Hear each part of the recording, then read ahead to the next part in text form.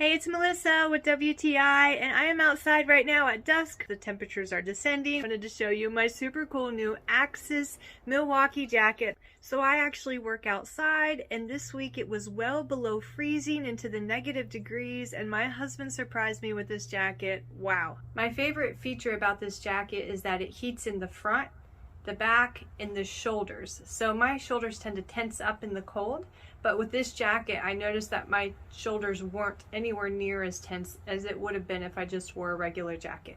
This jacket came with a battery and a USB cord for charging. I really like that it has a button on the bottom of the battery so that you can see how much life is left in the battery. I wore it for about 5 hours and it still had plenty of life left in it.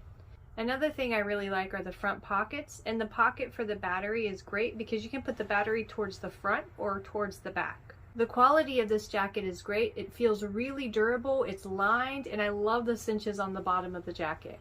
This jacket kept me so warm. I was able to be outside and do the work that I needed to do. I really enjoy this jacket. I think you will too, and that's my point of view.